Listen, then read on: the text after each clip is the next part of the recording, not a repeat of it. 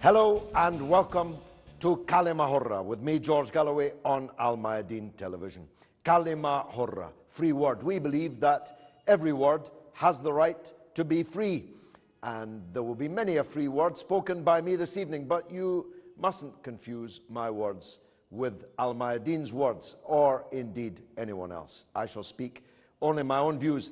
And moreover, I have an expert audience with me here this evening at Haigazian University in Beirut, and they are experts in their own rights and interested amateurs like me. And they'll be speaking many a free word, which will differ from mine and differ from each other. That's what makes Kalima Horra the program it is. That's what makes Mayadeen television the television station that it is. We believe every word has the right to be free. Now, tonight in Beirut, we're talking about Iraq. It's a country that entered my bloodstream many years ago. It's a country I dream about, and it's a country I shall almost certainly never see again.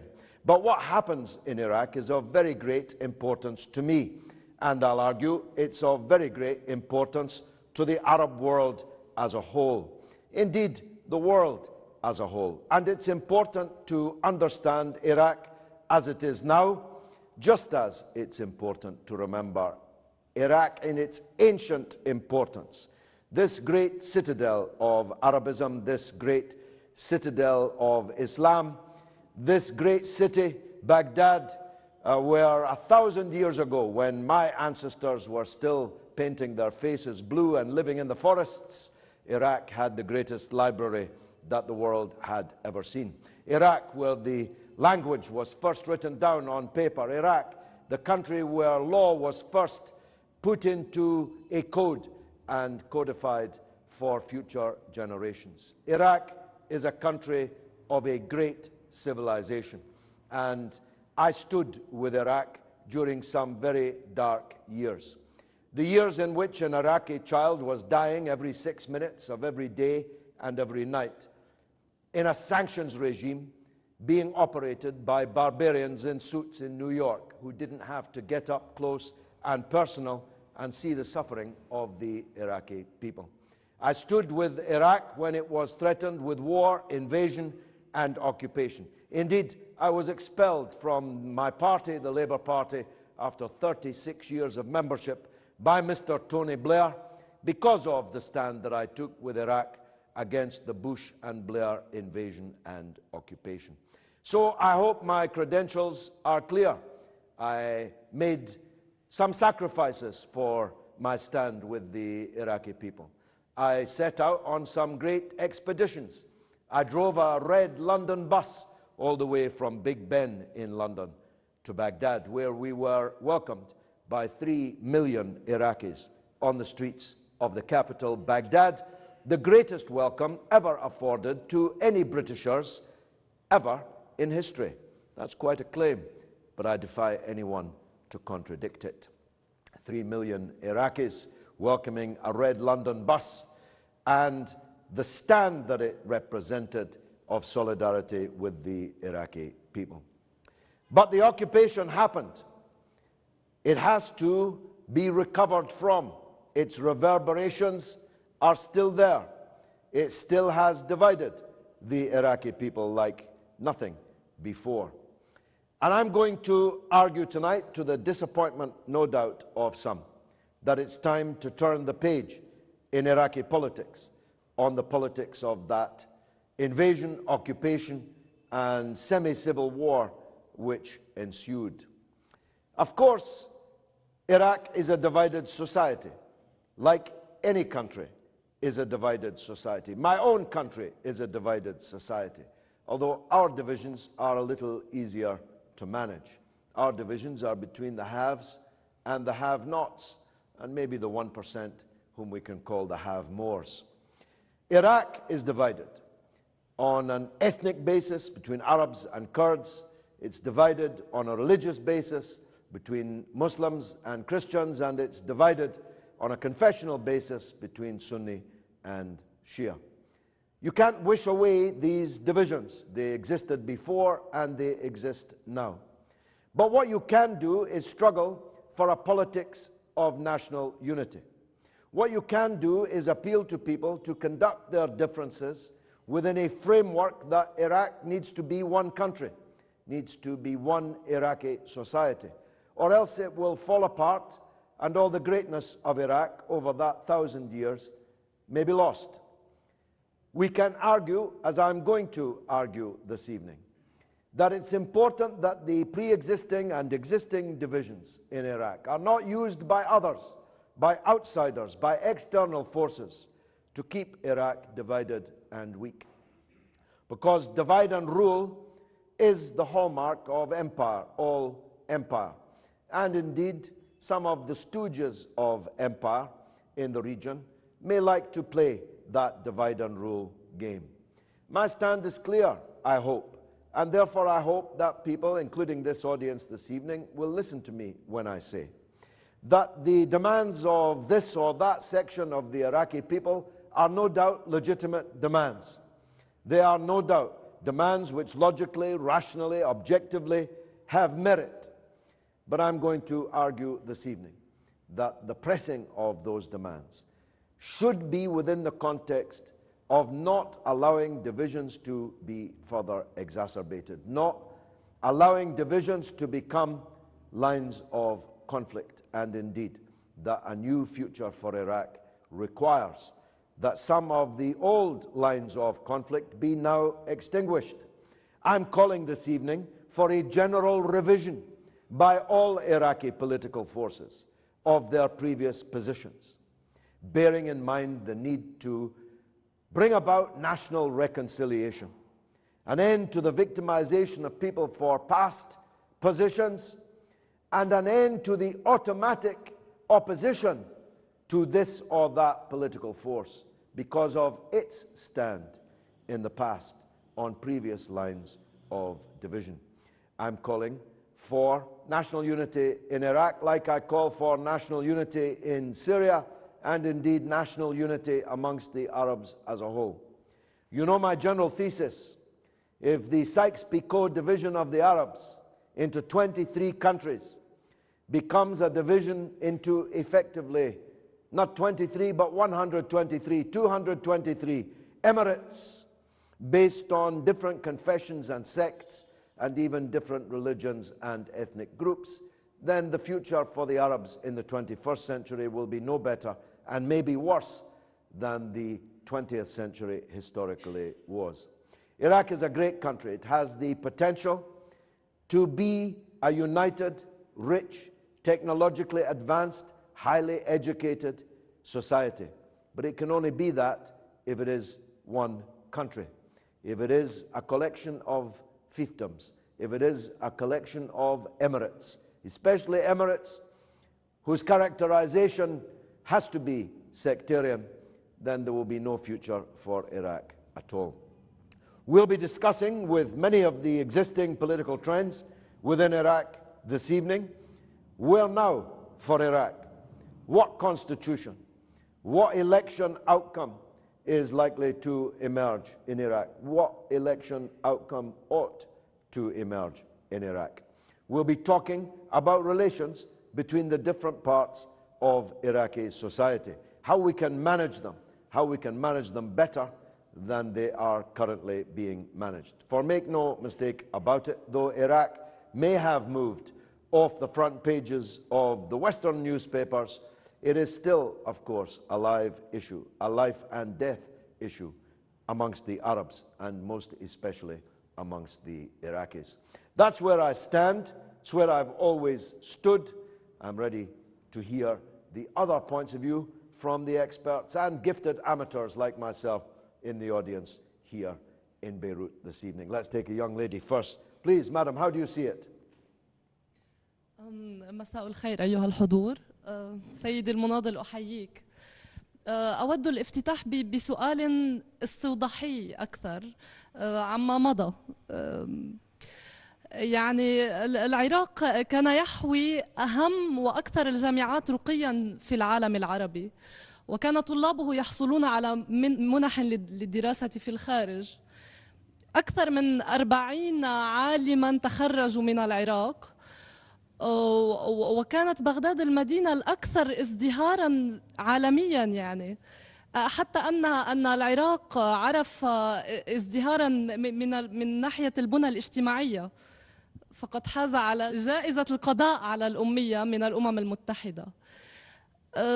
سلطة ونفط وعلم، لماذا قام الأمريكان باستهداف العراق؟ وأريد الأسباب يعني الفعلية وليس الحجج التي قدموها. ماذا كان هدف المشروع الأمريكي من دخول العراق، وماذا نتج عن ذلك إقليميا وعالميا؟ Well, look, these are the reasons, in my opinion, why Iraq was broken in the way that it was. Because Iraq, uniquely, of all Arab countries, had everything. It had oil, it had a big enough population to make a successful country, to make a successful society. It had highly educated people. It had more PhDs than any of the other Arab countries. Indeed, when I was a teenager, the local dance hall in my home city was filled with Iraqis doing PhDs in the local universities and colleges. Actually, I didn't like them because they were very handsome and they had money, and they used to get all the best girls in the dance hall. There were many pilots there training to fly aeroplanes in Skun, which was 20 miles away from my city. Iraq had this density of population, highly educated people, so it had a science base. It was the only Arab country with a science base, the only Arab country with a technology base. In my opinion, the empire does not want to see strong, united, rich, scientifically advanced Arab countries. And that's one of the main reasons why, in my opinion, the Iraqi invasion and occupation took place. But I'm going to disappoint you here. There was an occupation. It was resisted. I was with the resistance. But the occupation is over now. And if we keep ourselves stuck on the page of why Iraq was invaded, who did what, who said what, Iraq will never recover from the shattering blow that this invasion and occupation represented. That's why I say we have to turn that page now. That page is there. Everyone will have their different perspective on it. Indeed, in this audience, people have a different perspective on it. But we have to turn it. And we have to say, how can Iraq move forward? How can it have more unity, less disunity? How can that disunity be less savage, less violent? How can we have severe, sharp disagreements without killing each other? Because if we proceed along the lines, effectively civil war lines of the past, Iraq will never recover from this. And I am in the business of hoping, praying, working, talking to help Iraq to recover from that shattering blow. And that can only be done if the language that we use, if the discourse between us, and if the decisions that are made by government, but also by opposition, if those decisions are within a framework that, look, we are against this man and we are against this party, but we have to limit the areas and the sharpness of the disagreement, and we have to find a language that is not sectarian in character to conduct that discourse within. If we can do that, Iraq can recover and can one day be great again. If we cannot, I'm afraid the Iraq as we knew it will be a thing of history. I'll be back right after this.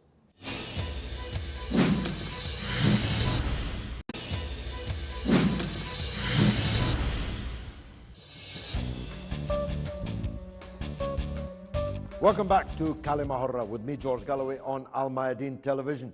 We are at the Haigazian University in Beirut, and we're discussing Iraq. Now, Iraq has many political trends within it, of course, and indeed within the different religious confessional groupings, there are many different trends. We hope to touch as many bases as we can this evening. But let's kick off with someone who generally supports the political trend of the Prime Minister Maliki. Mr. Bassam, please tell us, how do you see the situation in Iraq and the way forward? بسم الله الرحمن الرحيم. شكرا لقناة الميادين حقيقة للتحدث عن الشعب العراقي والعملية السياسية الجديدة في العراق، وشكرا لك حقيقة سيد جلوي. أنا فخور عندما ذكرت تاريخ العراق وما كان ينطق العراق من مسلة حمورابي وغيره والحضارات، وذكرك للشعب العراقي المثقف والواعي، وهو أكثر شعب بالنسبة لتعداده السكاني يحمل شهادة الPhD. إذن بالعراق بدأت عملية سياسية بعد الاجتياح الأمريكي. فرض السياسيين العراقيين ببداية مجلس الحكم، ودعيت 1000 شخصية عراقية، وأنتج 25 عضو لحكم العراق، كل واحد شهر على الأحرف الأبجدية. غير أن الاحتلال الأمريكي كان قادما إلى العراق بحكومة متكاملة ووزارات وحقائب وزارية مرصودة لبعض السياسيين الذين يعملون في العملية السياسية الجديدة. لكن وعي السياسي العراقي رفض المشروع الأمريكي وأنتج ما أنتج عنه. نحن مررنا بعمليتين انتخابيتين شارك أكثر من 8 مليون عراقي لتحديد هويتهم وانتمائهم إلى تربة وتاريخ هذا الوطن، وأثبتوا بصمتهم. إذن أنتج ما أنتج 325 نائب من كل الطوائف. للأسف أقولها، لقد قسمنا، وعمل بول بريمر وقبله جاي غارنر وفي وجود السفير الأميركي زلماي خليل هذا على تأجيج وإثارة النعرات الطائفية. لكن وعي العراقيين والفسيفساء المتجانس بين الشمال والشرق والجنوب جعل العراق أن ينهض، وبدأت الدولة العراقية تنهض. لكن الأجندة الخارجية التي لا تريد للعراق أن يعود إلى الأسرة الدولية. الخزين النفطي عند العراق، في العراق الآن خزينة 2013 118 مليار دولار. إذن حقيقة هناك رقم هائل. حقيقة عندما ينهض العراق بدأ يأخذ دوره الإقليمي والدولي. إذن حقيقة هناك أغلبية بدأت فجأة لبعض الدول التي لا تروق للدول المجاورة للعراق أن يكون الأغلبية في العراق من الطائفة الشيوعية. ليس كفرا، لكن هم أغلبية أثبتوها في صناديق الاقتراع حسب العملية الديمقراطية. وليس كفرا أن ينصب رئيس الوزراء شيعيا. إذن علينا أن نقبل بما أفرزت صناديق الاقتراع. لكن بقايا النظام، القاعدة، الإرهاب لا يريد عدم قبول العملية السياسية الجديدة. حقيقة وضعتنا أمام عدة عقبات. عندما انتهت الانتخابات، حقيقة لا أريد أن أطول فأختصر بصراحة، كانت هناك قوائم فائزة بالانتخابات، منها القائمة العراقية دولة القانون وغيرها. القائمة العراقية أنتجت أكثر الأصوات وأعطيت لها الفرصة لتشكيل الحكومة، لم تستطع، لكن شكلت حكومة شراكة وطنية بقيادة دولة القانون وهو السيد المالكي. إذن لم يفسحوا الطريق للحكومة لممارسة عملها، وأصبحوا يمارسون بنفس الوقت حكومة ومعارضة. رئيس البرلمان من العراقية، نائب رئيس الوزراء من العراقية، نائب رئيس الجمهورية من العراقية، وهناك أكثر من 8 وزراء ولهم مناصب حساسة في الدولة. إذن حتى المظاهرات الحديثة التي هي الآن تعصف بالعراق وتؤجج المشروع الطائفي الموجود ولتقسيم العراق، إذن هي من المنطقة الغربية الذي لها أيضا 3 وزراء من القائمة العراقية. إذن كلما تخطأ الحكومة أو هي تريد أن تقدم شيء تكون عقبة من قبل هذه القائمة. هي تعمل معارضة وتعمل حكومة في نفس الوقت. إذن ممارسة العملية الديمقراطية، لغة الحوار لا غير موجودة، أبجديات فلسفة اللعبة السياسية في العراق غير موجودة. وأنا أضع الحق فقط لكونها عملية جديدة في العراق، وتحتاج من كل العراقيين بكل طوائفهم أن يضعوا العراق أمام أعينهم أولا، ومن ثم يتحدثون عن مطالبهم الخاصة. حتى الاجتماع الذي عقد قبل يومين لحلحلة الأمور وحلحلة مطالب المتظاهرين وافقت عليها الحكومة وشكلت لجان، لكن جاءت القائمة العراقية والسياسيين الذين يريدون مصالحهم الخاصة أن تمشي قبل مطالب المتظاهرين دخلوها بنفس المشروع، وذلك أيضا هو تعطيل. حتى محافظة الرمادي التي ينتفض منها أبناء الرمادي الشرفاء 70% من ميزانية المحافظة أعيدت إلى المركز، وذلك هي كفيلة بالقضاء على البطالة والتنمية. وشكرا.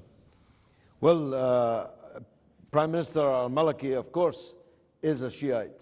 and he has every right to be the prime minister, as any Shiite or any other religious grouping has the right to be. But Iyad Alawi is also, of course, a Shiite, and he's leading another list, and we have a doctor who support Amri, who is supporting generally, I think, his line. Please, do you think that Prime Minister Maliki has done enough to, as it were, bring people together in the way that our friend Bassem says? لقد مارست الحكومة العراقية من بعد الانتخابات الأخيرة سياسة الإقصاء والتهميش، والكل يعرف بأن هنالك كان حاليا نائب رئيس الوزراء السيد صالح المطلق منع من إجراء من الترشح للانتخابات النيابية الأخيرة بسبب مسألة حاليا المظاهرات تروم حولها، وهي مسألة قانون المساءلة والعدالة. وعليه فالحكومة العراقية تتحمل المسؤولية كاملة عما يحدث حاليا في العراق. طبعا ليس فقط الحكومة، ولكن أغلب السياسيين العراقيين الموجودين اللاعبين الأساسيين على الساحة العراقية يتحملون كافة المسؤولية. ولكن الدور الأمريكي الذي أتى بهكذا عملية سياسية، نحن نعترض على العملية السياسية كليا بعد الاحتلال الأمريكي للعراق. عملية سياسية طبقت على أساس ديمقراطية توافقية، على أساس طائفية. فأنا في رأيي الأمريكان استطاعوا أن يأتوا بأسوأ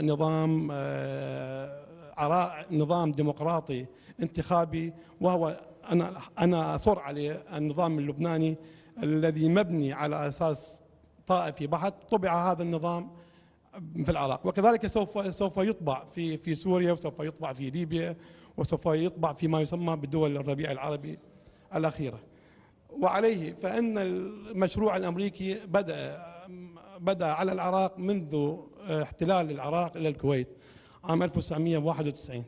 شاهدنا العراق ذهب بانتحار عند دخول الكويت، وبدأت الحرب على العراق بالحصار كما تعرف، الحصار الذي أدام حوالي أكثر من 13 سنة. فاستطاعت أمريكا وأوروبا وكل العالم اللي في ذلك ضد المشروع العراقي، استطاع الأمريكان أن يبعدوا العراق، وهي هاي النقطة الرئيسية، إبعاد عن محور الصراع العربي الإسرائيلي. ومن ثم أيضا بالإضافة إلى ثروات العراق النفطية والثروة والطاقة البشرية اللي هيومن ريسورسز وكل الأمور يعني معروفة بالعراق. ولكن كان السبب الرئيسي أنا أعتقد أن الأمريكان جاءوا أول بلد بلشوا بالمنطقة بما يسمى بالشرق الأوسط الجديد، وهو العراق. فعليه كل الشعوب العربية، ومن ضمن الشعب العراقي، أن يحلم أو أن يعني يحب أن يتمتع بسلطة ديمقراطية تنتج عنها التطورات في كل المجالات الاقتصادية والعلمية والثقافية. ولكن الذي حدث، هذا الحلم العراقي، هذا اللي صار بالعراق، فوجئنا بخروج ديكتاتورية فردية كانت تمثل في ذلك الوقت في رئيس دولة ديكتاتور. شاهدنا ظهور ديكتاتوريات وأمراء طوائف في العراق. كان عندنا ديكتاتور واحد في العراق، الآن عندنا أكثر من 200 إلى 300 ديكتاتور في العراق. وهذه النتائج العملية السياسية السلبية السيئة الذي ألمت بالعراق، وما نشاهده كل يوم من دماء تسيل. أنا لا أعرف لماذا لا يرف رمش عين أو واحد يقشعر بدنه من كل يوم تسيل دماء بأكثر من 30 إلى 40 واحد في مناطق مختلفة من العراق، ولم نسمع سياسي واحد. ما عندنا ثقافة الاستقالة، لا وزير داخلية ولا مدير عام ولا قائد عمليات بغداد أو قائد عمليات كركوك أو قائد عمليات إكس من المناطق. ما شاهدنا استقالة لحد الآن. يموتون البشر كأنهم خرفان في العراق فيما يسمى العراق الجديد. على أي أساس يموتون هؤلاء؟ إذا أنتم لستم مستعدين لحماية هذا الشعب، إن كان شيعي وإن كان سني وإن كان كردي أو تركماني، فعليكم بالحد الأدنى أن عندنا تكون ثقافة استقالة، لا نستطيع أن نعمل بهذا الشكل. وحتى المظاهرات الأخيرة هنالك أصوات تدعي بأنه السنة مهمشين والشيعة أكثرية، والشيعة كانوا قبل 1400 سنة الحكم ليس بصالحهم، الآن الشيعة لهم حكم. ولكن لا الشيعي يستطيع أن يقصي السني في العراق، ولا السني يستطيع أن يقصي الشيعي، وكذلك لا العربي يستطيع أن يقصي الكردي، ولا الكردي يستطيع أن يقصي العربي. وكذلك بالنسبة للتركماني وحتى الطوائف الصغيرة مثل الطائفة الصابئية واليزيدية. وشكرا. Well, very sharp polarization there between spokesperson for the trend supporting Prime Minister Maliki, who argues that the opposition have never allowed the government of al-Maliki to begin the task of national reconciliation, and that the language of democracy and dialogue is absent. The Iyad Alawi trend alleges that the Iraqi government has followed on from the policy of sectarianization introduced by the occupation deliberately as part of the new Middle East, the new Sykes-Picot II that I talk about. Of course, there are many other political trends in Iraq, and many of them are here, and they'll be up right after this.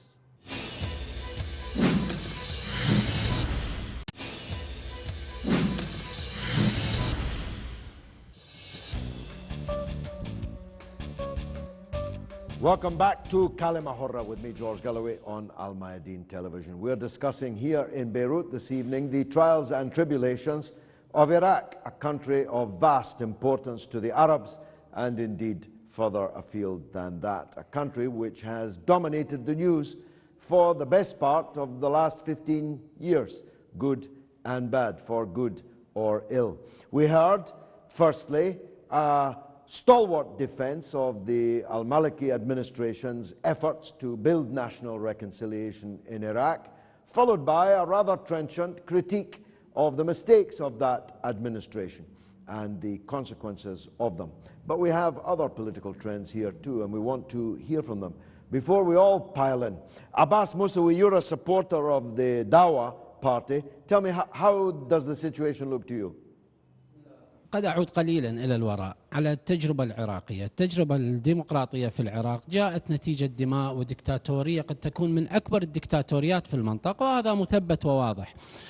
لم تأتي خلال الربيع السلفي خلال السنوات الماضية، وإنما جاءت قبل أكثر من 10 أعوام، ولم تكن بإرادة عراقية أو بأيادي عراقية، ولكن كان موقف حزب الدعوة يختلف عن موقف الآخرين. لم يحضر مؤتمر لندن في لندن عندما عقد المؤتمر برعاية أمريكية قبل دخول القوات الأمريكية إلى العراق. كان الموقف حزب الدعوة وموقف الكثير من الوطنيين والإسلاميين العراقيين: نحن لا ندخل بعملية سياسية إلا عندما نكون على الأرض العراقية.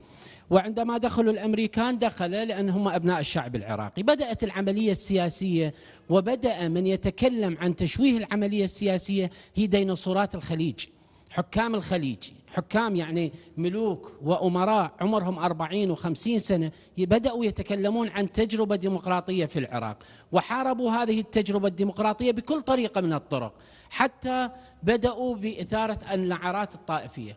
أنا أقولها بصراحة، العراق يتكون من 65، وهذا مو إحصائنا، هذا إحصاء السفارة الأمريكية في بغداد، تقول أن العراق يتكون من 65% من الشيعة، و13% من الأكراد، و11% من السنة. عندما بدأت العملية السياسية لم نتعامل مع السنة ومع الأكراد على حساب النسب، وإنما على حساب المناصفة. هذا العراق لكل أبناء الشعب العراقي، الكل يشارك في الحكم، هذه الطاولة جميعنا نأكل عليها. لذلك الآن عندما نأتي بحساب النسب بين المناصب الحكومية نرى وأتحدى وأكذب كل من يدعي أن السنة بالعراق مهمشين أو الأكراد مهمشين. هاي كذبة سياسية. حاولوا أن يعودوا من جديد بعض السياسيين الذين لم يحصلوا على مناصب في الحكم في العراق، عادوا من خلال التباكي على تهميش السنة وتهميش الأكراد وتهميش الأقليات. لذلك المناصب هنالك أنا أتصور 49% إلى 50% يحصلون الشيعة على المناصب، و51% إلى 50 حسب المناصب وقيمتها من خلال الحساب في الوزارات يحصلون عليها السنة والأكراد. لذلك موضوع التهميش موضوع أتمنى ألا نتكلم به كثيرا، لأن التهميش موضوع منتهي. أعود إلى الدستور العراقي. التجربة العراقية الآن، الدستور العراقي بعلاته الموجودة بالتأكيد أفضل دستور موجود في المنطقة. حرية الإعلام الموجودة في المنطقة، أكثر من 70 فضائية عراقية موجودة على الجو، أكثر من 150 مطبوعة من جريدة ومجلة، والقانون في العراق فيه خلل نحن نعتبره. بالنسبة هنالك رقابة من هيئة الإعلام والاتصالات على الفضائيات، ولا يوجد أي مراقبة على المطبوعات. أي شخص الشرق الأوسط تطبع وتنتقد الحكومة وتتهم المالكي أنه دكتاتور وهي تطبع في بغداد. لذلك حرية الإعلام الموجودة في بغداد أنا أراهن وأتحدى أكثر من بيروت. نأتي إلى الحريات الشخصية موجودة ومكفولة، حرية الأديان مكفولة. الموضوع الآن عندما جاءت التظاهرات الأخيرة في الأنبار ليس موضوعا طائفيا ولا تهميش السنة ولا هي قضية قضائية. السيد رافع العيساوي هنالك اتهام على حمايته، مارسوا القتل ومارسوا القتل بالأسلحة الكاتمة. أراد أن يتحصن بالطائفة ويجر الطائفة إلى مطالب مخجلة. يعني عندما وزع السيد إسام النجيفي قبل أيام هاي المسودة التي وزعها السيد النجيفي في البرلمان، يطرح رئيس البرلمان العراقي يطرح أمور ما طبع عليها الإنسان العراقي، أنه يكون الإحصاء، يدعون إلى أن يكون الإحصاء السكاني في العراق على أساس الطائفة والقومية والدين، وهذا مرفوض في العراق. أما نقطة أخيرة ولا أريد أن أطيل، موضوع الدكتاتورية وقد تكلموا عليها. السيد المالكي ليس دكتاتور، وإنما الدستور العراقي أعطى لرئيس مجلس الوزراء والقائد العام للقوات المسلحة هذه الصلاحيات. هم لو تأكدوا أو لمسكوا أي وثيقة دوكيمنت أن السيد المالكي تجاوز القانون لذهبوا إلى المحكمة أو سحبوا الثقة من خلال البرلمان. عليهم من يريد أن يتكلم أن يذهب إلى تغيير الدستور، ونحن نقول نحن مع تغيير الدستور. نحن نريد نظام رئاسي وليس نظام برلماني، لأن هذا النظام البرلماني في العراق نظام فاشل. النظام الديمقراطية التوافقية الغير مكتوبة بالدستور في العراق هي ديمقراطية فاشلة لا تبني البلاد وإنما تعطل البلاد. نحن مع التغيير، ولكن من خلال الدستور، لا من خلال التحريض الطائفي، لا من خلال مشروع سايكس بيكو 2 تقسيم المنطقة على أساس طائفي، لا التقوي بالخارج وتأسيس القائمة العراقية في بيت السيد وزير الخارجية داود أوغلو. نحن مع أي مشروع وطني لتعديل الدستور، وشكرا. Okay, thanks very much for that. Do you want to briefly answer that before I go to the fourth of the political trends? Yes, please, briefly. يعني بالنسبة للدستور، يعني أهم نقطة مخيفة بالدستور وهو إنشاء الوقف السني والوقف الشيعي. هذه نقطة كتبت بالدستور، قسم البلد على أساسها إلى وقف سني ووقف شيعي.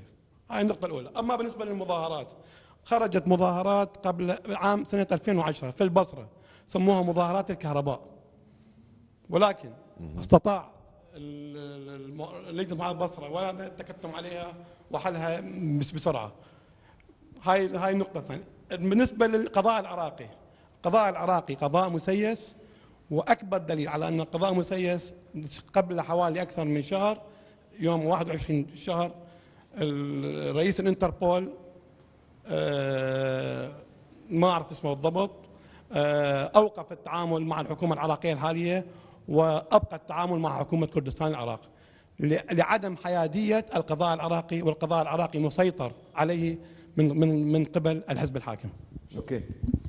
Thanks for that. Let's hear from the satirist trend, Mr. Mahmoud, another important political trend in today's Iraq. How does it look to you? أهلا وسهلا.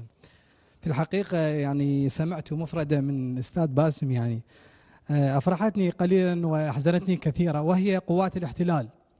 طبعا في وقت كانوا يسموها قوات الصديقة، يعني في وقت كانوا يعني ينتهكون حرمات العراقيات، يغتصبون العراقيات، يقتلون العراقيين، وهم يجلسون معهم ويعتبرهم قوات صديقة. وأنا كمواطن عراقي سمعت الكثير يعني من الرموز السياسية سواء كانت سنية أو شيعية، بما فيهم الحزب اللي ينتمي له الأستاذ مع احترامي له.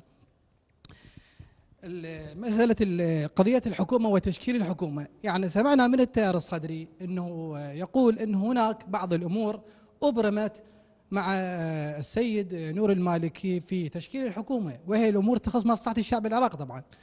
والسبق أنه أكثر من نائب برلماني بما فيهم يمكن زعيم التيار الصدري أنه وضح هذا الشيء للشعب العراقي، وهي أولا أنه البطالة، أنه إنهاء البطالة. والآن الشعب العراقي طبعا يرقد تحت البطالة، وثلاث أرباع الشعب العراقي تحت خط الفقر. زين، والكل يعرف، حتى تفضلت الأخت قبلنا أنه تفضل يعني تطرقت إلى وضع العراق وإلى بترول العراق وإلى إمكانيات العراق. والآن العراق يعني يحظى بالبترول وبالثروات الطبيعية اللي ما لها وجود يعني بالعالم، ربما ما مستفاد منها الشعب العراقي. طيب هاي واحدة. الشيء الثاني اللي يعني اللي سمعناه من التيار الصدري أو الخط الصدري أنه يقولون أنهم هناك تم مباحثة قضية فرض الأمن والأمان لدى الشعب العراقي. طبعا الآن الكل يعرف أنه الأمن والأمان هي يعني ما نريد نقول مسؤولية الحكومة، بل مسؤولية وزارة الدفاع والداخلية. لما ترجع وزارة الدفاع والداخلية المن الآن بيد حزب الدعوة الإسلامية، فالمفروض على حزب الدعوة الإسلامية أنه طلع هذين الشخصيتين أنه يرقى بالبلد إلى بر الأمان. والآن الشعب العراقي يقتل ويهجر إلى هذه اللحظة لم نرى شيئا.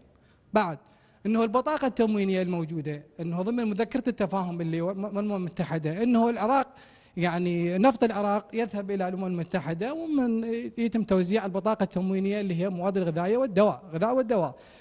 طيب وين الغذاء والدواء؟ يعني في زمن النظام السابق كان موجود. تم إلغاء البطاقة التموينية بطريقة ذكية ومبرمجة، يعني إلى أن وصلت الدرجة أنه تلغى البطاقة التموينية. طيب ليش؟ أنا مواطن عراقي وحقي يعني حقي مضمون، شيء بسيط من البطاقة التموينية، ليش تلغوها؟ ليش تهمشت؟ يعني اكو مرة عراقية واقولها امام مرة ومسمع الجميع، قالت ان البطاقة التموينية حافظة ما يوجهنا، بالعراقية احكيها، يعني ما امد ايدي، تخليني ما امد ايدي، تردون العراقية تمد ايديهن؟ ليش؟ شنو السبب؟ ما عندنا نفط؟ عندنا. ما عندنا بترول؟ عندنا. ما عندنا زراعة؟ عندنا. وين اموالنا؟ وين ثرواتنا؟ وينها؟ سواء العراقية او دولة القانون، انا اخاطبهم اثنيناتهم، انا مواطن عراقي. وين اموالنا؟ ليش نهجر ونقتل ونشرد ونجوع؟ الان المشفى الامريكي كلها امراض سرطانيه بالعراق. ليش الامريكان اللي ذبوا يعني انواع الاسلحه العراقيين وكلها امراض سرطانيه؟ الان احنا صرنا يعني اكثر بلد في المشفى الامريكي ومشفيات لبنان وغير لبنان. طيب ليش؟ وين اموالنا؟ وين التنميه اللي دعيتوا لها؟ ليش سياسه التسويف والتقميع، يعني التهميش والاقصاء؟ ليش يعني؟ اقعدوا يعني قولة العراقيين، صيروا بيت واحد وحلوا اموركم. انتم لو قاصرين لو مقصرين، اذا قاصرين اكو غيركم، واذا اكو مقصرين يا اخي طلعوا منها، اكو غيركم، لانه مو تكون بلد الحضاره. انتم قلتوا بلد الحضاره، فالبطن اللي انجبتكم تنجب غيركم، يعني اعطوا مجال لغيركم. زين، سبق اكثر من نائب برلمان، اكثر من شخصيه سياسيه طرحت عليكم كثير من القضايا ما جاي تحلوها. كل ما انه الشعب العراقي يصحى الى تصحيح الاخطاء، يعني مطالبات، يعني جاي يطالب بالشارع تأججوا له موقف طائفي حتى ينشغل وتذهب فكره اللي بباله، فكره التنميه اللي بباله تذهب الى عنوان طائفي وتسيس القضيه. هذا يحشد بنا وهذا يحشد منا. يعني طلعت مظاهرات، انا كمواطن عراقي مع قانون المساءله والعداله، ولا اقبل اي مجرم بعثي يتربع على كرسي الحكم او اي مركز قرار. والان هناك بعثيه مجرمين قريبين من الحكومه. طيب 4 إرهاب، أنا مواطن عراقي أؤيد فكرة قانون 4 إرهاب. طيب ليش ما يمارس على غير بالحكومة؟ هناك أشخاص بالحكومة موجودين ارتكبوا جرائم بحق الشعب العراقي، لماذا لم يمارس عليهم 4 إرهاب؟ سبق وأن أكثر من برلمان عراقي ناشد بهؤلاء البرلمان اللي هم مسيطرين على مركز القرار، أجرموا بحق الشعب العراقي. يعني مواطن عراقي يقتل الأمريكان، يجيك مركز قرار أو صاحب قرار أو صاحب سيادة يقتله وينال منه. طيب انتم تقولون قوات الاحتلال وجاي تقتلون اللي يقاتلها تحت عنوان خارج عن القانون، تحت عنوان انه يستهدف الشعب العراقي. والان انه العرب يمكن تسمعنا العرب وتسمعنا العلماء تسمعنا الشرفاء، الشعب العراقي اخرج الاحتلال رغم عن انوفهم. انا لا اريد ان اطيل يعني لك، بس لانه مواطن عراقي شويه مجمور يعني من ثرواتي من اللي جاي يصير بينا، فيعني اعتذر للاطاله يعني. Well, look, Iraq had a dictatorship. There was a foreign invasion. It led to a lengthy foreign occupation. Huge sectors of the Iraqi population rejected this foreign occupation and fought it and gave their blood and took much blood from the occupiers. These are facts, and as you acknowledged, even the trend of the supporters of the al-Maliki administration now talk about occupation. This is a change of language. Personally, I welcome it because there is no point in denying that there was an invasion and occupation. There's no point in denying that there was a resistance. There's no point in denying that some resisted and some collaborated. All of these are clear and will be clear to an educated public like the Iraqis. Question is, what's the way forward? Now, you are the first person tonight to actually place some political demands which had no sectarian character at all. You're the first person, I think, who didn't even mention the dread S word, sect. And I'm arguing that this is the politics Iraq has to develop, because there are many different points of view to yours. You're in favor of ration cards. I'm also in favor of ration cards because I'm a leftist. The occupiers, with their neocon prescriptions, they abolished the ration cards. They believe the market is king. If you have money, you get food. If you have no money, you don't get food. This is the real politics. Politics of class against class, politics of interest against interest. And this, to me, is the kind of political discussion that Iraq very badly needs. We're going to hear from the audience after the break because all of us have an interest in this. We've heard from experts. We've heard from direct participants. Mr. Musawi, for example, has very recently returned from Iraq. We have supporters, clear supporters of different trends. But everyone has an interest in this question. Certainly all the Arabs, because if Iraq is divided and weak, what hope for the rest of the Arab nation? That's my point of view. Let's hear other people's after this.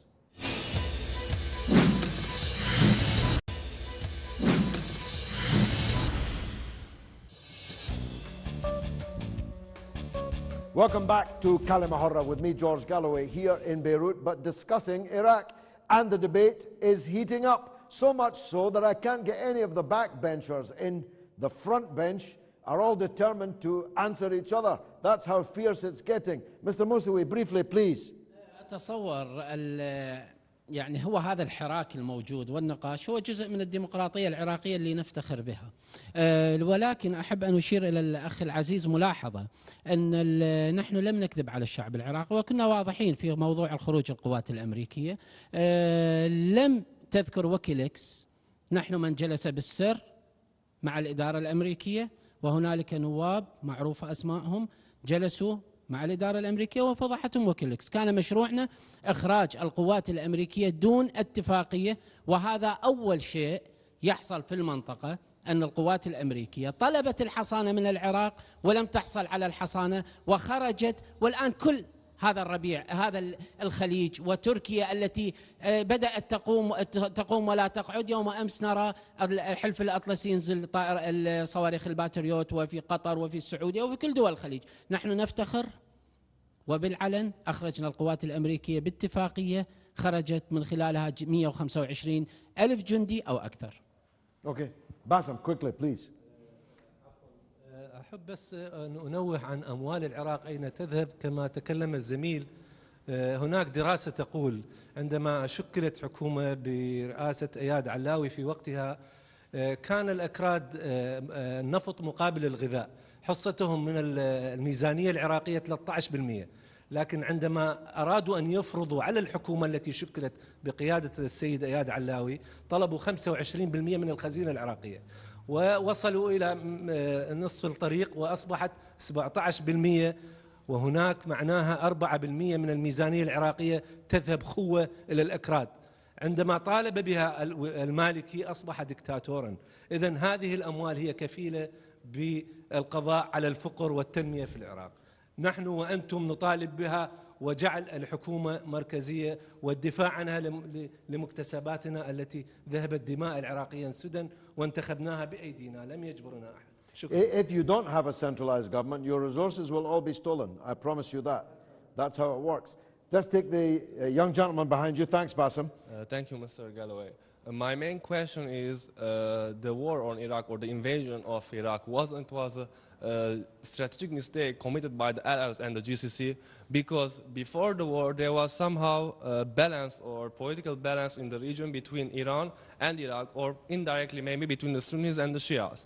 After the oust of Saddam Hussein, the shift of the balance changed towards Iran, which was a defeat from GCC point of view. Wasn't this a strategic mistake by them? Thank you. Well, of course, the countries of the GCC, which of course ought to include Iraq, I don't know if it does now. It didn't used to. Iraq wasn't treated by the others as a Gulf country, even though manifestly it's on the Gulf. And the role of these Gulf countries now in helping groups which are destabilizing Iraq is a real issue that I think has to be faced. It's not necessary to be, I'm not with any of them, neither with Iran nor with the Gulf countries. I'm with Iraq in this argument. I'm with Iraq as one country of Iraqis. And this is what we're, I think, searching for in this debate. But thanks. Let's take another of the young students. Which one? Who's coming in? Yes, let's go to the back there. مساء الخير. إذا كان الشعب العراقي مثقفا ما قالت زميلتي، أولا لماذا هذه الحرب الأهلية؟ ثانيا أريد أن أرد على ما قاله السيد موسوي سابقا. لماذا تريد أن تطبق هذا النظام الطائفي على العراق وأن تعطي الأشخاص مناصبهم حسب الطائفة وليس حسب الكفاءة كما كنت تقول؟ وأيضا كيف يكون هناك حرية معتقد في ظل هذا التهجير الوحشي للمسيحيين في العراق؟ وشكرا. Okay, very good point. The front benchers will answer that in due course. What about one of the young ladies towards the back? No, let's take you, sir, first in the kafia. محمد يونس طالب بجامعة هيكسيان. أولا أود التنويه أني لا أتعمق بالموضوع العراقي كما السادة اللي تحدثوا الآن، ولكن أريد أن أقول يعني عندي استفسار. من المؤكد أن أمريكا لم تخرج من العراق بإرادتها، ولكن طبيعة الغرب يعني توحي لنا وتدل على أنهم لا يمكن أن يخرجوا من المنطقة دون وجود خطة بديلة لهم، وخاصة أن خروجهم يضع العراق في منطقة كجسر بين إيران والعراق وسوريا ولبنان، كهو محور مقاومة ومنع ضد إسرائيل. فهل أريد أن أستفسر فقط، هل تعتبر أن ما يجري اليوم من أحداث تنذر بالتقسيم في العراق هل هو دليل على مخطط فوز مريح وبدون خسائر رسم قبل الانسحاب الأمريكي من العراق؟ وشكرا. We'll talk later about the likely outcome of the next election and what the trend, what the trajectory is. But it's a very good point. Let's take one of the young ladies at the back. We want to have gender balance in this discussion. Would one of you like to make a contribution? The situation as it is now very polarized. I mean, it seems like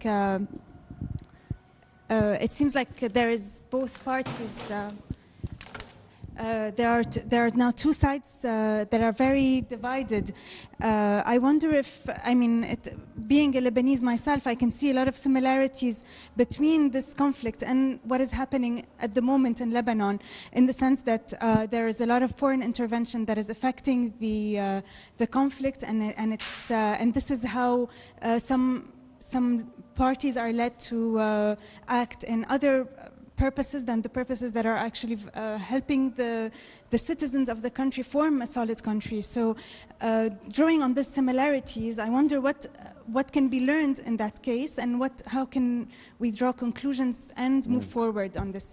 Well, I knew it was a good idea to encourage you to come in, because your contribution actually is the essence of the argument I'm trying to make. You see, I'm trying to argue that sectarianism will be the death of Iraq. And as I don't want to see the death of Iraq, I'm arguing that we have to, of course, sectarianism exists, yeah? Religions, different confessions, different sects exists. But politics is not about that. It's not about the way that you pray. It's not about whether you hold your hand this way or that way, or whether your beard is this long or this short. That's not politics. That's religion, confession, sectarianism. You can be interested in that if you like. But I'm more interested in these economic and political questions of the economy, of equality, of the distribution of Iraq's wealth. The idea that Iraqis should be hungry is ludicrous. Iraq is one of the richest countries in the world. The idea that Iraqis should be described as being hungry is the big political issue. Now, these are political issues that don't have anything to do with the length of your beard. And moreover, there are countries round about Iraq that are jealous of Iraq, don't want Iraq to be strong, therefore need to keep it divided. And they are exacerbating these pre-existing conflicts. At least that's my point of view. I want to hear again from Iyad trend on this point. Where do you stand, Doctor, on this? Is Iraq's sectarianism now ossified in the Lebanese way, i.e. forever? Will it be forever the case that you have 5 of this, 4 of that, 3 of that, according to perceived strength in the population? Yes. Really? Yes, really. والله. يعني بالتأكيد النظام السياسي العراقي اللبناني طبع بالعراق وعلى أعنف من النظام اللبناني. لما يتميز به العراق من مكونات كثيرة كانت شيعية وسنية وكردية وتركمانية. فأعتقد الأمريكان استطاعوا بتهيئة المناخ الجيد للصراعات، لتهيئة الأرض للصراعات المذهبية والقومية. وفي نقطة أخرى مهمة، الكثير يقولون بأن الاحتلال الأمريكي قد خرج من العراق. هنالك صيغ من الاحتلال الأمريكي خرج من العراق بالصورة بالظاهر، ولكن تحول الاحتلال من احتلال عسكري إلى احتلال اقتصادي، إلى احتلال سياسي، إلى احتلال فرض الأمر الواقع كما يحدث الآن. والكل شاهد عندما كان هنالك خبر بأنه تأكيد بأن هنالك مساعدات إيرانية تذهب عبر الأراضي العراقية إلى سوريا عن طريق الطيران. أجبرت الطائرات الإيرانية على النزول في شمال العراق وفي بغداد للتفتيش. هذا كان ليس طلب من الولايات المتحدة، ولكن كان هنالك أمر من الولايات المتحدة لتفتيش الطائرات الإيرانية القادمة من إيران إلى سوريا. وعليه كما قلنا أن الاحتلال الأمريكي بالصورة ذهب، ولكن بالباطن الاحتلال موجود في كافة المفاصل هذا. وعليه، وحتى نحن نقول حتى ما يحدث الآن في العراق من صراعات بين السياسيين العراقيين، مثلا بين المكونات السياسية، هنالك أمر مسير وليس مخير. Thanks. Let's hear from the Sadrist trend on this. Is it really the case, Mr. Bassam, that Iraq is divided on this sectarian set of fault lines forever? That real politics, normal politics, as most people in the world would see them, will never apply in Iraq? حقيقة يعني أريد أسأل الأخ الموسوي اللي طرح أنه الاحتلال خرجوه بعقد اجتماعات و150 ألف جندي، أين ذهبت المقاومة العراقية من سنة ومن شيعة، وأين دماء العراقيين؟ هل هذه مصادرة لدماء العراقيين الذين قاوموا الاحتلال وأخرجوهم؟ ماذا تقول أنت؟ Yes, go ahead, Mr. Musawi. Yes. بالتأكيد يعني احنا دائما نقول المقاومة الشريفة والمقاومة السياسية منذ اليوم الأول كنا هذا خطابنا، المقاومة الشريفة، وأؤكد على الشريفة، لا من يقطع الميناء في البصرة ولا من يضرب ضريح الإمام الحسين والعباس في كربلاء. أنا كلامي واضح، كلامي واضح. لا أنت قلت إحنا أخرجنا الاحتلال بعقد اجتماع ومن أنا أتكلم عن نفسي. أنا أتكلم الآن من الأخ. أنا أتكلم عن ما أمثل. يعني إحنا ما مارسنا العمل المقاوم. عفوا سيدنا، هذا رأيك؟ لحظة. رأيك الشخصي يعني؟ لحظة. احنا ما مارسنا العمل المقاوم العسكري، نحن مارسنا العمل السياسي لإخراج القوات الأمريكية. الشارع العراقي يعرف جيدا من هو مقاومة ومن هو إرهاب. المقاومة احتفلت وحضرت، وهي الآن إذا تعلم هي أنا جزء. أتكلم عن خروج الاحتلال. أي الاحتلال وليس الإرهاب. هي القضية مو صح وغلط. هي القضية، خليني أكمل فكرتي. القضية هنالك مقاومة شريفة احتفلت وهي الآن جزء من العملية السياسية، وبعض أعضائها جزء في البرلمان. هؤلاء مقاومة نعتز بهم، أخرجوا القوات الأمريكية. ونقول نحن وندعي، هو ادعاء، نحن مقاومة سياسية عملت على أن لا نعطي المجال أن تبقى القوات الأمريكية في العراق. بكل دول العالم المقاومة العسكرية والمقاومة السياسية ليس من المهم أن يكون فصيل واحد، ولكن يجب أن يكون تناغم بيناتهم بالأفكار من أجل أن نصل إلى نتيجة واحدة هي خروج القوات الأمريكية. المحصلة النهائية الآن خروج القوات الأمريكية. فقط توضيح آخر للأخ العزيز. أنا لم أقل أنا مع التجربة اللبنانية في الديمقراطية، أنا أنتقد هذه التجربة، ونحن مصرين على أنه الديمقراطية في العراق يجب أن لا تكون الديمقراطية التوافقية، وأن لا توزع. معلومة بسيطة، في 2006 عندما كانت الأزمة العراقية والدم العراقي في أوجه، دول الخليج طرحت على العراق: إذا ثبتتم في البرلمان المناصب السيادية، رئيس الجمهورية كردي ورئيس الوزراء شيعي ورئيس البرلمان سني، نحن مع التجربة في العراق. ورفضنا هذه التجربة، ونقول دائما العراق يجب أن يحكم بالأغلبية السياسية التي تراعي حقوق الأقليات. Quite. And in some of these countries there's no elections of any kind and no elected leadership of any kind, and we mustn't lose sight of that.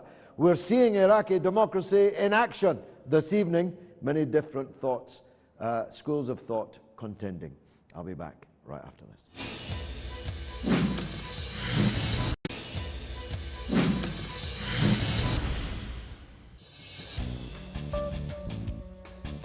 Welcome back to Kalima Horra with me, George Galloway, here at the Haigazian University in Beirut, discussing Iraq.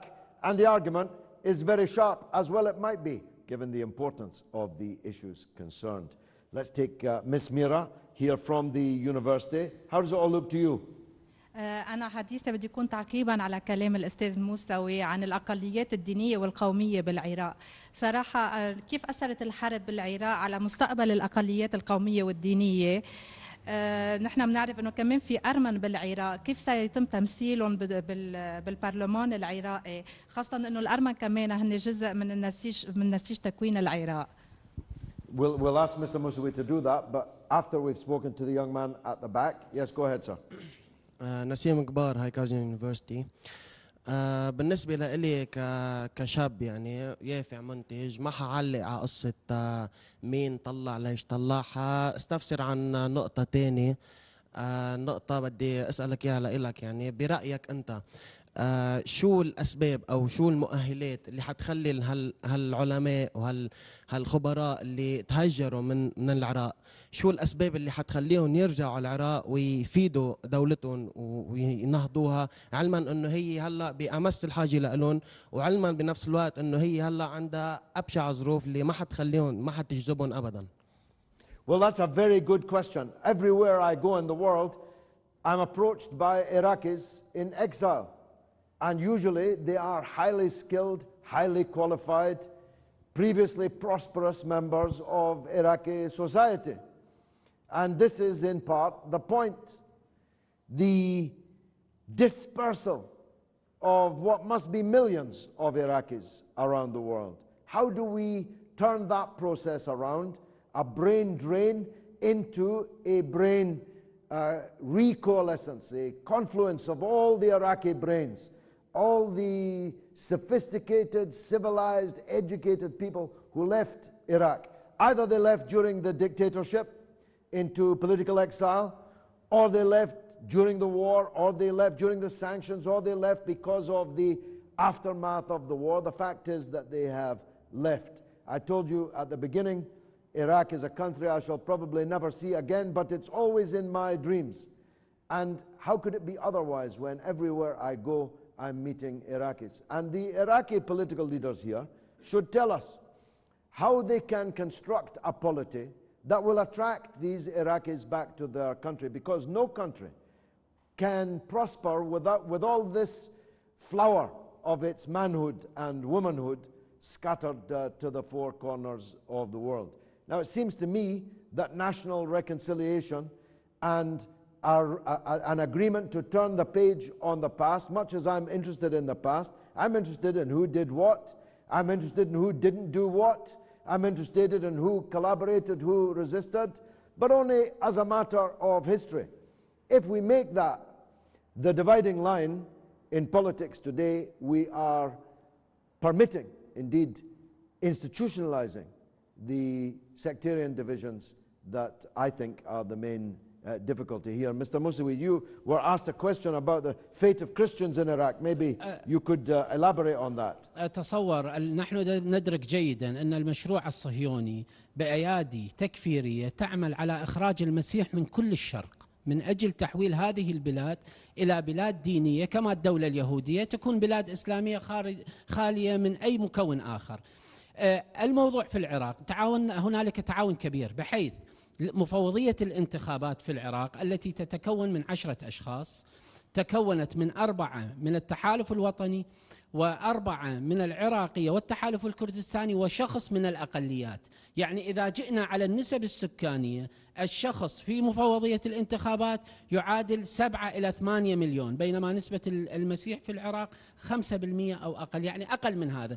العراق بعد تفجير قضية كنيسة النجاة، الحكومة العراقية عينت 1000 شخص من خلال الكنائس لحماية هذه الكنائس. نحن نعتز بالوجود المسيحي في العراق ونعمل على حماية هذا الوجود لأنهم أساسيين في البلد، وليس كما يعتقد البعض أن المسيحيين في العراق جاءوا من بلدان أخرى، بل المسيحيين العراق هم من اللبنات الأولى للعراق.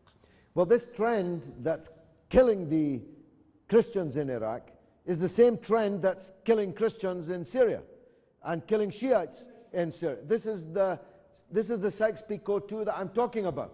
This is the attempt to set all the Arabs murdering each other.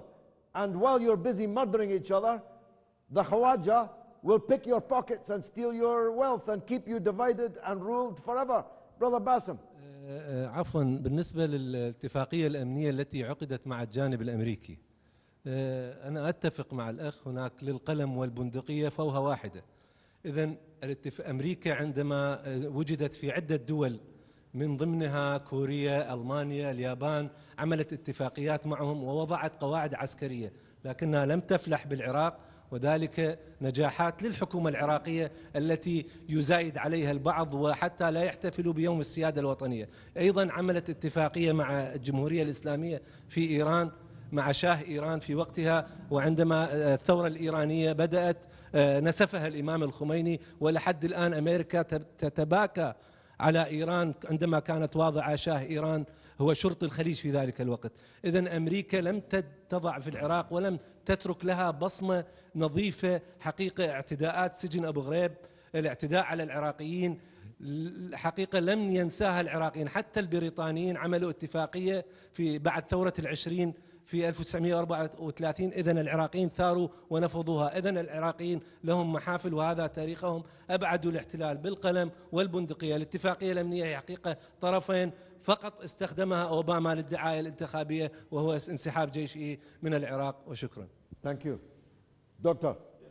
بالنسبة ما يسمى بالديمقراطية الجديدة الذي صارت بالعراق، طبعا الديمقراطية في رأينا الشخصي الديمقراطية مزيفة، ولكن نحن نقول نعول على لا نعول على الطبقة السياسية العراقية الحالية بمختلف مكوناتها، ولكن نعول على الشعب العراقي. الكل يعرف بأن أمريكا استطاعت ضرب اليابان بقنبلتين نوويتين، وكذلك ألمانيا وكذلك كوريا. نحن نشاهد الآن من أحسن دول العالم صناعيا هن هؤلاء الدول. هؤلاء الدول لديها شعب واعي، لديها شعب ذكي، لديها شعب متماسك. نحن نعول على الشعب العراقي أن يكون متماسك. لا تستطيع القومية تلغي القومية الأخرى، لا يستطيع العربي يلغي الكردي، لا يستطيع السني أن يلغي الشيعي. الكل يجب عليهم الاتحاد لبناء عراق جديد على أسس ديمقراطية حية وليس ديمقراطية مزيفة كما رسمها الاحتلال الأمريكي. Okay, let's hear Brother Mahmoud from the front benches finally. Before I have my say, I have the last word, of course. طبعا أنا شوي راح أجور على القائمتين اللي يمي كحق عراقي يعني. طبعا القائمة العراقية 90 مقعد ودولة القانون 89 مقعد. المفروض هذين القائمتين يعني يجمعوا مكونات الشعب العراقي. فمثل ما ألقينا اللوم على ائتلاف دولة القانون نلقي اللوم على العراقية. لديها تقصير، عدم لديها رؤية واضحة في مصلحة الشعب العراقي، استقطبت الكثير من الغير مرغوب فيهم لدى الشعب العراقي من أزلام النظام السابق. التهم عندكم أي مشمولين. اللي يريده من الطرفين أن يصححوا أخطائهم، لأن الشعب العراقي لا يؤمن إذا ظلم. غير هذا ما Very shy, or you're going to cheat me out of my last word. Go ahead. Yes. يعني الشماعة الذي دائما مع الأسف الحكومة دائما ترددها بالإعلام، وهي عودة البعث وعودة الدكتاتورية. نحن نقول لا عودة للبعث ولا عودة للدكتاتورية في هذا الزمن والزمن المقبل. الشيء انتهى.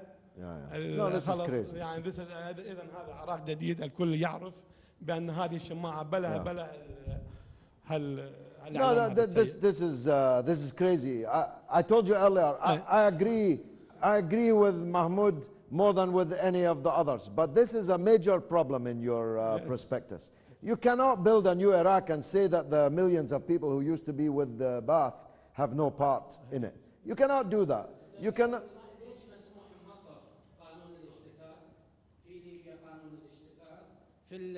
في اليمن قانون الاجتثاث الآن تعلم الرموز النظام السابق غير مسموح لهم المشاركة بالعمل السياسي في المغرب، في تونس، في مصر، إلا بالعراق مسموح لهم يطالبون به. نحن قانون الاجتثاث نقول كل من تلطخت أياديه بدماء الشعب العراقي غير مسموح للعمل السياسي، وإلا مسموح للراتب والعيش بأمان. Brother, you either want national unity or you don't want it. You can't say you want national unity, but millions of people are excluded from that national unity. That's a logical contradiction.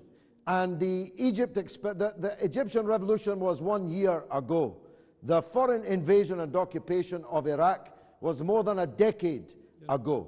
And so the reality is, if we're going to turn that page, and I'm appealing to the Baathists and the Arab nationalist trends within Iraq to turn that page. I hope that's acknowledged here in the audience that's watching this. I'm appealing to them to turn that page.